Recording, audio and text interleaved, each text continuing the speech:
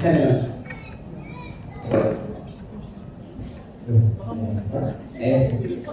Yung feeling, actually, it's unreal. Parang naglalag pa din kami.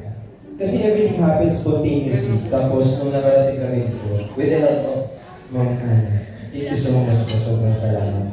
Tapos, alam mo yung, natutuwa kami, we're enjoying what we're doing. Tapos, nagkataon na, nagkaroon kami ng pagkakataon na papansin. Tapos, eto, nagkaroon kami ng work for something that we're actually using.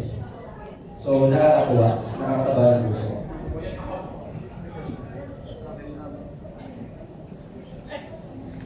It feels so, nakakagulat. Hindi ko po talaga in-expect lahat ng to.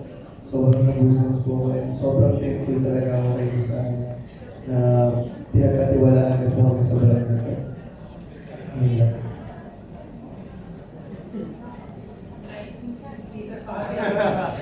Ako yung feeling ko, sobra akong over. Tsaka syempre, sobra akong thankful kay Manang Ana Magkawas. Kasi parang natin napapanood ko lang to, you know, sa TV, tas na YouTube ko dito. Oh my God! Kaya sobrang happy ko talaga. Tsaka sobrang grabe. Pag-alagang lax talaga. Especially si Miss Ana. Sobrang genuine niya. Nag-usap-usap na kami kanina. Sobrang genuine Miss Ana. Sobrang bait. Off-cam, may camera. Ganun. Kaya sobrang akong, ayun, yung ganun na lang daw. Na-over na. At saka naalala mo, last time, yung unang pagkikita namin, dito din, sa Sheraton, dito mismo, sa hall na to, launching ni Zainab, yung contract signing renewal ni Zainab. So dito kami yung unang nagkita. Na-witness mo yung moment na yun with Zainab. And now, ikaw na yung nandito sa stage. Na nilalaunch. Sobrang painful. How about you, John? First of all, very grateful and na-overwhelmed ako sa nangyayari. Kasi this was very unexpected. Yung pagbuo ng Team Bardagulan and it opened doors and opportunities. But, it was never planned. Very genuine yung samahan. And now, nandito kami sa Lux family, naging party kami. And we're more than blessed dahil pinagkaloob sa amin yung trust, binigay sa amin yung trust, and isa lang masasabi ko is, itong trust na to pangangalagaan namin at pagbubutihan pa namin. And grateful din ako kay Miss Ana for giving us the platform, this opportunity, Miss Ana. Kasi, I was never used to this, but, give me this, and I'm grateful. Pati din sila Perlas, Christian, Riggs, and a lot more. Marami po kayo natulungan. So yun. Thank you so much. And then may last question ako for Miss Ana. Yeah, Miss Ana, can you walk through lang po? Paano po nag-start na magkaypasok sila sa family ng Lux? Yeah, actually, noong una hindi ko talaga sila kilala. Until dumadaan na sila sa FYP ko on TikTok. Kasi madalas talaga ako mag-browse ng TikTok. Tapos, parang ako-curious na din ako sa kanila. And then, unti-unti, may mga fans na nagtatag sa akin. Tapos, meron akong friend na, kasi in-stalk ko si Perlas. Si Perlas talaga yung unang in-stalk ko sa kanila. Until, meron akong friend na nakilala na common friend namin dalawa. So sabi ko, ano ba naman ako kay Perlas? Pakilala ba naman ako kay Perlas? Baka wala pa siyang brand, baka gusto niya sa Lux. Baka open siya.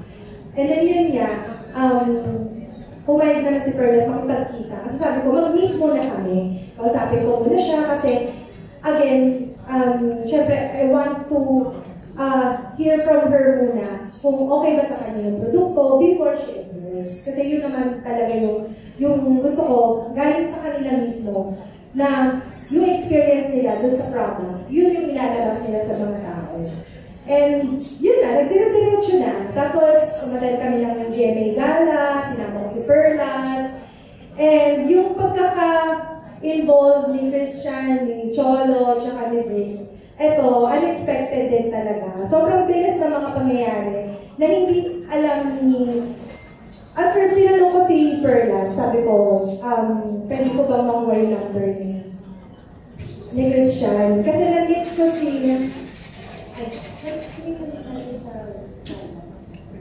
si Cholo pala yung nag-meet namin sa gala. Pero before that, yun, hindi ko na yung number ni Christian. Tapos, until, yun, nakausap ko yung manager niya. And nagkataon na under cornerstone din pala si Cholo. So, hindi na ako nahirapan. Kaya, yun, sabay ko na sila na parang nagkaroon ng deal with them. And yung pagkakapasok naman ni Briggs, ito, sobrang biglaan din. Diba? Kaya nakakatuwa. Pero sabi ko, matagal na kami magkakilala ni Briggs. Kasi sa TikTok, may mga events na nakikita na kami. Tapos napapakilala siya sa akin kasi nga magaling siyang mag-live selling. So hindi yung first time na sabi ko, Briggs, gawin natin sikreto. Para kasi gusto ko, ma-surprise ng lahat. And it turned out na na-surprise na naman kayo lahat. Ayun. Okay, so we have here another question from Mr. Alan Sucon from Star Photo. Go ahead, sir. Hello po. Congratulations everyone. Congratulations Ana. Marami na namang Lux na family na nag-die. So, tanong ko lang, Miss Ana, parang sa lahat ng launching nandun ako, di ba? Lagi mga big celebrities, Vice Ganda. This time, why you choose vloggers, yung mga TikTokers, to be part ng Lux Slim naman ngayon, Lux Slim? Okay. Honestly, na-amaze talaga ako dun sa Team Bardagulan, yung buong Team Bardagulan. Pag nakikita ko sila na nagda-live sila, parang sabi ko, grabe yung viewers ng mga to. Parang, anong ginagawa nila?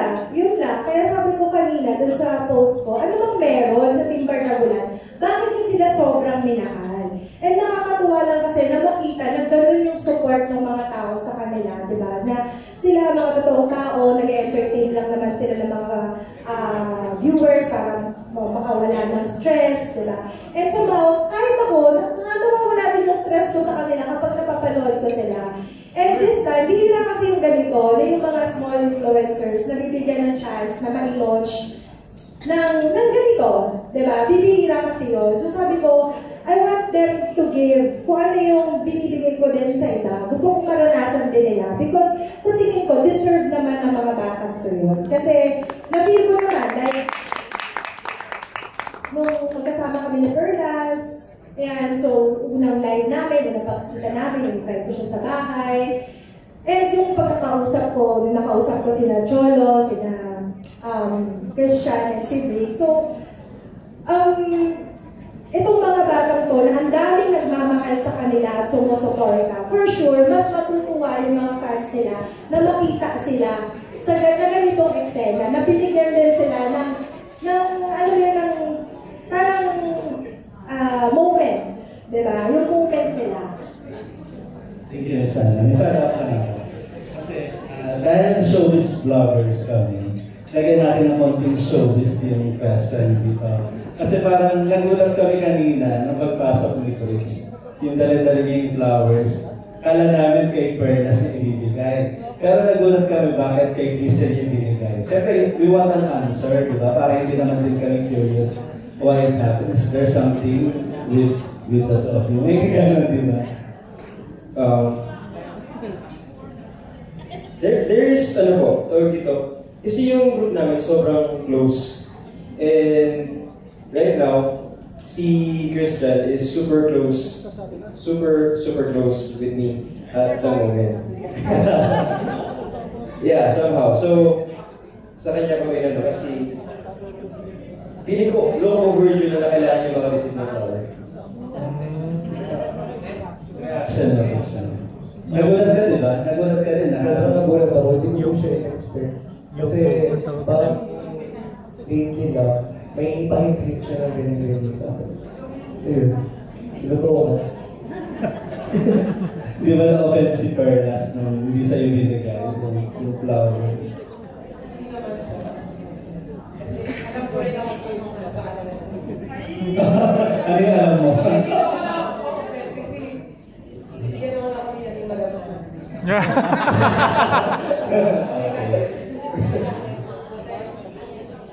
Okay, thank you. And congratulations being a part ng Lux. Thank you. Thank you so much. Salamat po. Yeah, another question this time from Mr. Jojo Canalican. Go ahead, sir. And to all our endorsers, congratulations. You're all so young but so successful already. Anong tip or advice magbibigay niyo sa mga kailangan niyo who want to be where you are now? Maybe we can start with Fricks. Sa amin po, actually, hindi naman siya, overnight. Tapos, hindi naman lahat ng gagawin natin will be fruitful the next day.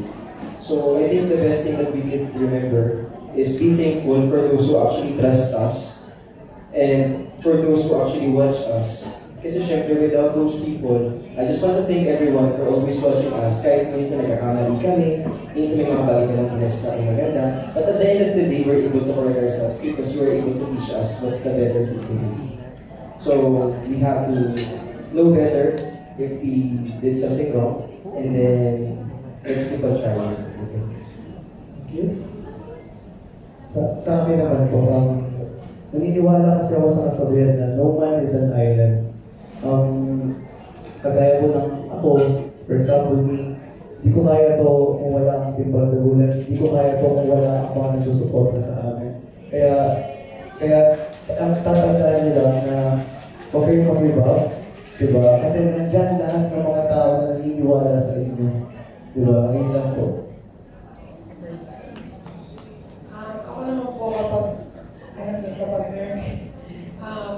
mangarap lang kayo ng mga. Kasi po, hindi naman lahat naman tayo dumadaan sa stepping stone. So hindi naman pag gusto mo agad na rin lahat naman tayo paghihirapan. So sa mga kailangan namin 20s, so mga kailangan namin, parang huwag tayong susuko sa buhay. Kasi, alam niyo yun, minsan meron times na hindi pa ito para sa'yo, pero yung para sa'yo, sobrang, alam mo yun, mabibigla ka na lang na, ito pala yung para sa akin, kaya pala hindi ko naranasan yung dati. So, don't give up, keep going.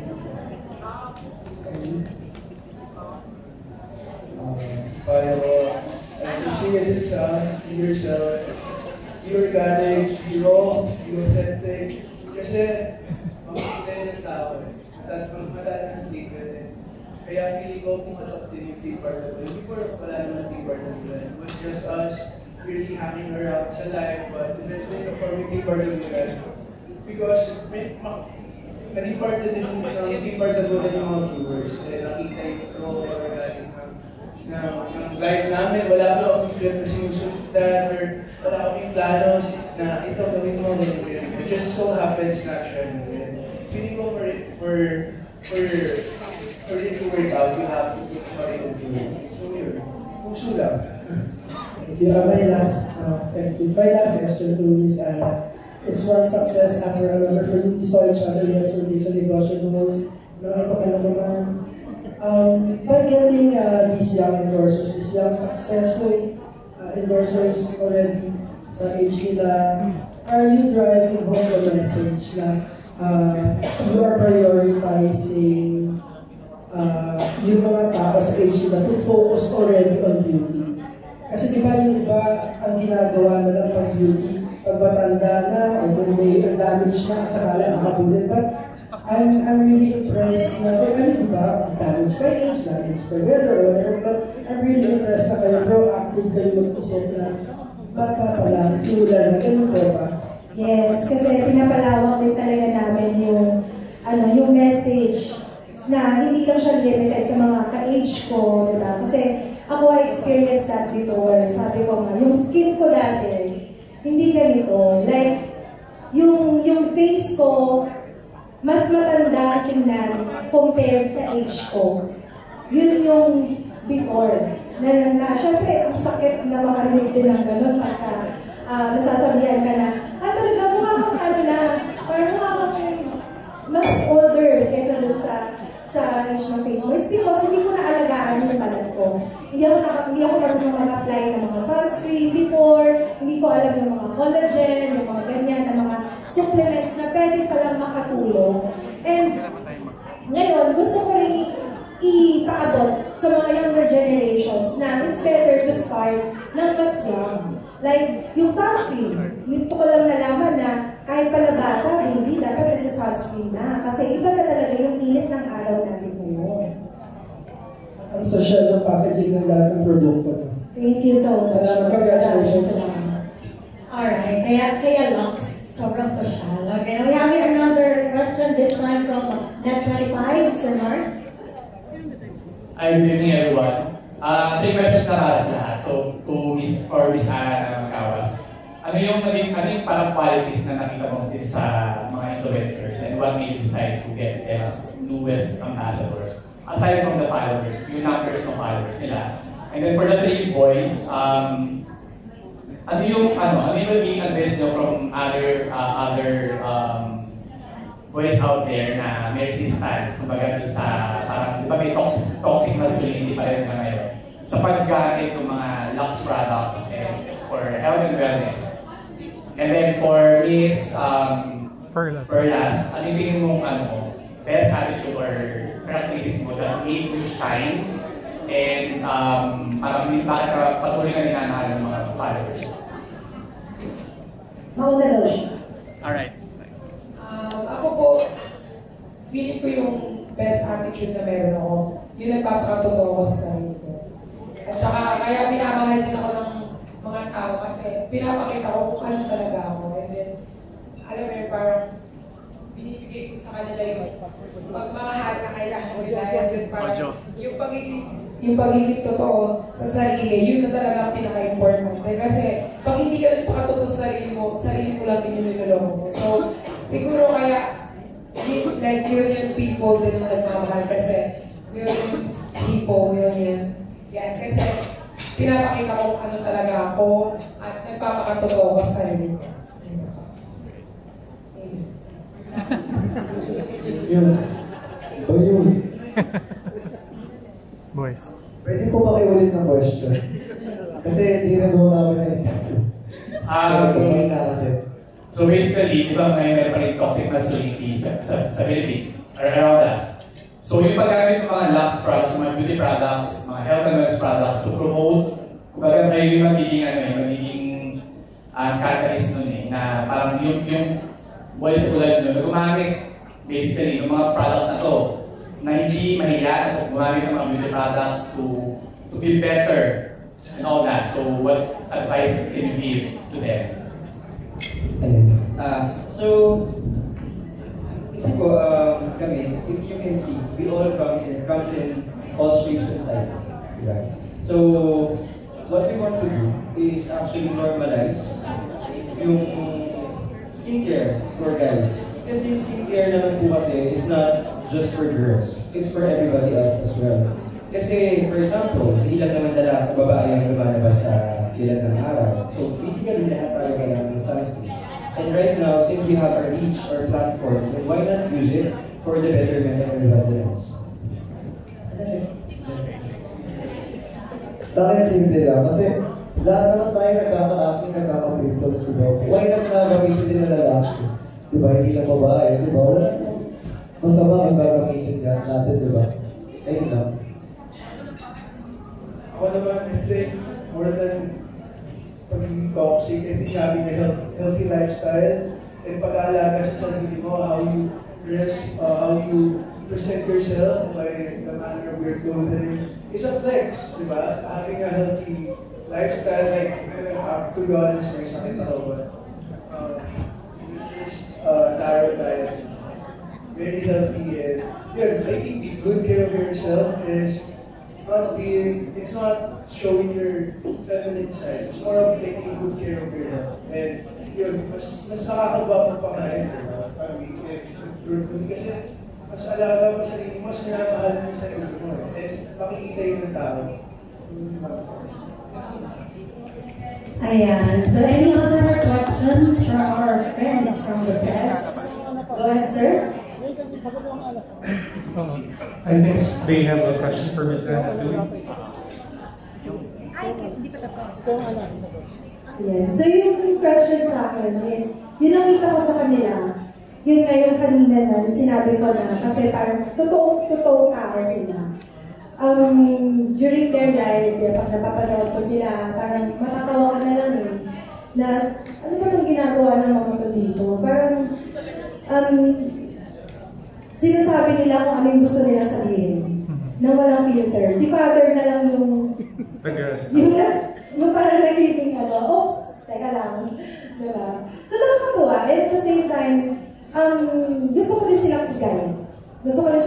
Bilang sila mga bago sa industry na ganito. Siyempre, dadating yung panahon na hindi lang naman lax yung kukuha sa kanila.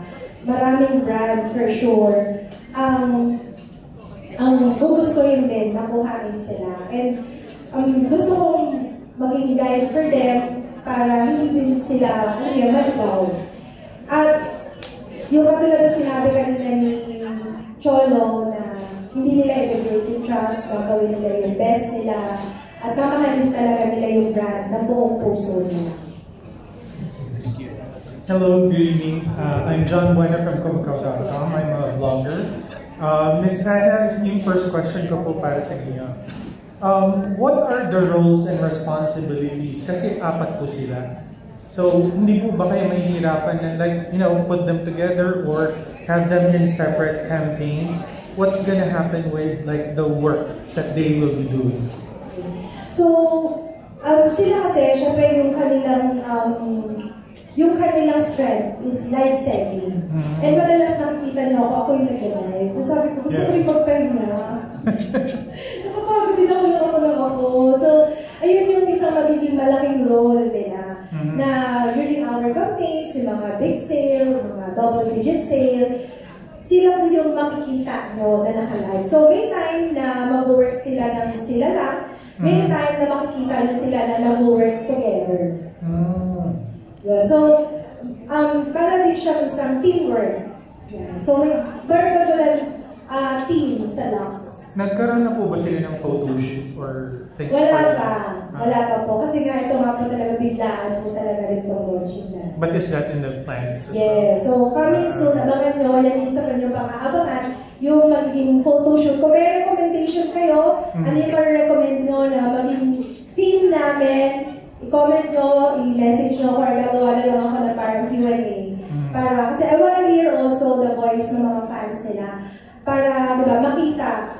Kasi maganda din yung nakikinig tayo sa kanila eh. Kasi sila naman din yung sumusuporta. Alright. Thank you so much, Ms. Hannah. Siguro, next question kay Perlas. I've seen you, when you were just starting, you were just selling lip tints and for the face as well. What made you continue? And what made you not stop at what you're doing?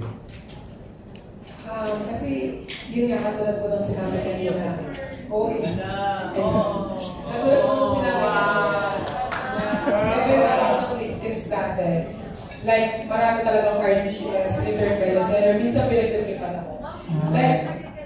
Naging ko po yung parang naging strength ko yung parang mas maraming tao yung may pinagdadaan sa buhay pero nagpatuloy. Ako pa kayang ganito na kompleto ng lahat, ganyan. Tsaka kasi po, wala na akong parents, wala na nag-guide.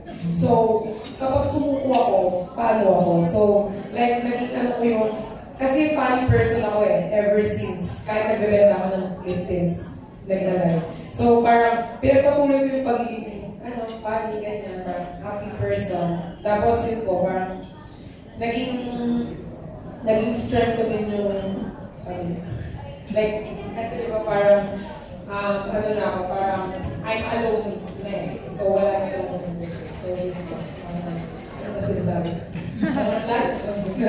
So parang yun yung naging inspiration mo to help yourself. Yung inspiration ko po yung family part ng pagulong. Kahit wala na sila. Parang kahit wala nag-guide sa akin, parang naging ako, parang naging mas malakas ako kasi parang kapag parang syempre wala na akong parents, parang much better kung magpapatuloy ako ng mag-isa. Yung parang congratulations again for this. Okay, yung last question ko kay Rex and Christian. Where is this heading? Kasi of course, you're calling each other Yobo on public, like TikTok. Where is that heading, you think? And can you like give a message to the supporters, fans of your pairing? Honestly, we're hoping for the best. I'm hoping for the best. Yeah. So basically po, hindi kasi namin pwedeng masabi na tawag dito na ito yung pupuntahan namin. Kasi of course, hindi naman natin alam kung anong mangyayari. Yeah. Pero what we can measure is what we have now. So what I can say, what we can say, is dun sa mga supporters namin, kung meron man, kung nanonood ko, maraming salamat po sa inyo. Kasi may mga araw na minsan hindi na natin gusto mag-live, may mga araw na hindi na natin gusto mag-active. And yet you guys are there, you are continuously pushing us na work or live to do our best. Tapos yes, sobrang salamat po. Tsaka I just wanna say thank you din doon sa mga tao doon sa table na yun. Ayan, sa buong Team Bardagulan. Kasi sila yung pinaka-naging core namin. So our thankfulness doesn't end with the watchers and the supporters. It goes din dun sa mga friends na nabuo namin online. Thank you po. Christian? Sa amin na po yun. Okay. Well, ito, question for you, Christian. We know na sometimes may notoriety yung Team Bardagulan per se. May mga nasasabi din na medyo not for, sometimes hindi siya pang for public viewing per se. Kung may mga bastos, may mga ganon. Are you gonna tone that down now that you are endorsers? Or are you gonna continue the same way that you've been doing? Siguro po magiging much, limit when it comes to, syempre po, endorser kami. Yeah. So, kapag po kasi may mga brands kami dinalan, we know our limitation when it comes to selling po. Magiging wild, sasayaw, gano'n. Pero when it comes to speaking or parang naglalabas ng mga salita po, we're very careful po. And nagbebenta po sa lifestyle. Lalo po, respect, kanya naman yung respecter, sa Team Bardagulan, we do that, pero pag nagtatrabaho kami, labas po yung mga Alright, thank you so much, Doc. Thank you. Okay, any other more questions?